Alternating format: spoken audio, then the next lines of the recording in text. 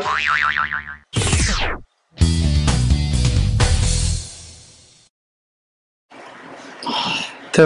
learning halacha today, halacha tafkuf, siman tafkuf pei aleph, 581 in Shulchan Aruch Orachn Chayim. We're learning the halachot of Rosh Hashanah. We began yesterday with the halacha that we start blowing the shofar on Aleph Ellul, which is coming on Sunday, and the Sfaradim start saying slichot already on Monday.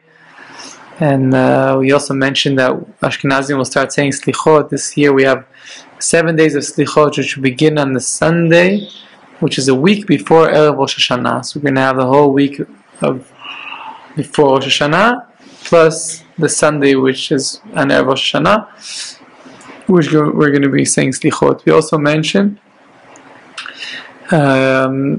yesterday about who should be the chazan for Yamim Noraim and for slichot, for the high holidays and for the slichot.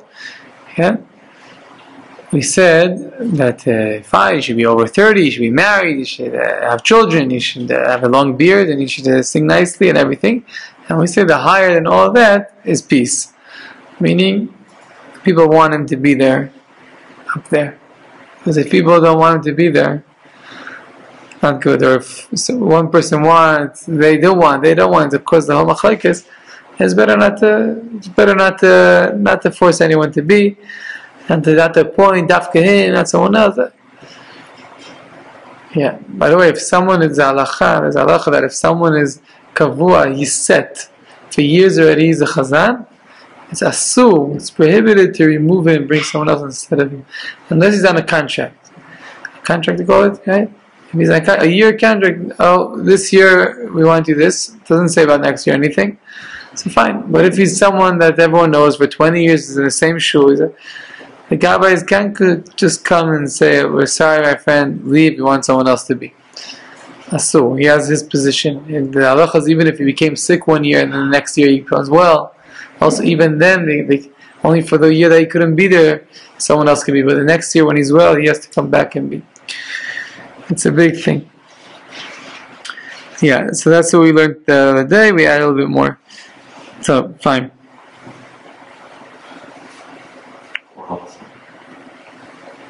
Yeah, the Shliach Tzibur, also the Baal Tokayer, the person who blows the shofar blowing on Rosh Hashanah, is people do tshuva. People do tshuva, do tshuva, and even if they didn't do it, at least when they're going to go be a chazan, at least at the moment do tshuva. It's the same thing like at a wedding. At a wedding, once I was at a wedding, and the Rav Shalom was in Sadar Kiddushim, and the Rav Shalom said, "You're going to be an aide." I said, "Me?" He said, "Yeah, you." I said, "I didn't even bring my coat, nothing. I just came like that." "No, you're going to be an aide with my son Nathan." Fine. So I told her, I've never been an aide before. I told Nathan, "What do you do?" He said, "All you have to do is do tshuva." Have a in the heart that right now you only want to do good, you only want to do true, you don't want to do anything bad ever in your life, and now you consider a righteous man and you're kosher for being an aide, right? Testify to be a witness on the wedding. So same thing also here. If you're about to care, even if you're not the righteous person, not the holiest person in the world, at least at the time that you're coming to blow the shofar and to be chazan for slichot and for Yamim Noraim, at least then a person should have a hirhur of tshuva in his heart, right? A thinking, a thought, a feeling of tshuva, and then he's considered a righteous person. The Gemara says that someone has even a hirhur tshuva, or in Kiddushin, if he has a hirhur tshuva, just a thought of tshuva, a thought, just went through his mind that he doesn't want to do any bad anymore, he really wants to do good. He's considered a righteous person. Then he has to go through a process of fixing all the damages. That's a different story. But right now he's considered a tzaddik amur. That's what the Gemara says. So it's easy. You could do tshuva, you could return to Hashem. It's not so complicated. Okay? Now, a person who regularly goes and sues people in the Goyish court, in the not-Jewish court, doesn't go to Beis Din, and he goes there without permission from Beis Din, he cannot be a chazan for Rosh Hashanah Yom Kippur. He cannot be. It's not a good chazan. he can't be leading the prayers on the high holidays. Okay? By the way, it's just, if we already mentioned, if a person wants to go to regular court, to not Jewish law, regular law, what's called civil law, right? He's allowed to, with permission of the Beis Din. He has to go to a Beis Din and say that I want to sue this and this corporation.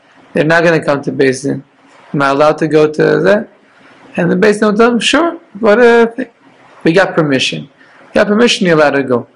But if it's a friend of his, a neighbor of his, the neighbor who's doing bad things, he put the fence to yours, or it's two brothers, I don't know, after parents died and now they have an argument about the money. Okay? So you go to a Rav. I remember when I signed a contract with someone, someone from Batayin, buying a house. I was buying his house, and for whatever reason it fell through. And we wrote on the contract that if there's any problems, the only person to deal with it is this Dayan, a certain Dayan that we trusted both, right? Because that's what Jews have to do. You go to Dayan, you go to a Jewish judge that goes by Jewish law, okay? By Shulchan Aruch, by Choshe Mishpat, okay? By what our sages teach. Okay, but if you have situations that you have to sue someone, you know he's not going to come to court, so you go to Beis Din or you go to Dayan and you ask for permission to go to civil court. But if a person regularly goes to civil court, doesn't care, so that kind of person cannot be a chazan for Rosh Hashanah and Kippur. He could not get permission. Yefeh mod. Right. Fine. There is a minhag like that when someone davens slichot, usually slichot, when is the best time to say slichot? When is the best time to say slichot? Okay? The best time to say slichot is from chatzot, from after chatzot of the night until Amud HaShachar. That's the best time until before Nates. That's the best time. Why? Because that's the time when the world is clean. There's less judgment. There's more mercy in the world from Hashem. Hashem's mercy is more revealed at that time. People are sleeping with their shtuyot. There's shtuyot going on in the city, right? And it's the best time to say slichot. If a person woke up late, or he can't, his schedule makes him go to sleep at midnight, there's no way he's getting up now at 3:30 in the morning to say slichot, 4 o'clock in the morning. So what should he do? Later, the whole day he could also say slichot. Lemaaseh. The whole day he could say slichot. The worst time, when are you not allowed to say slichot? From after Shkia until Chatzot.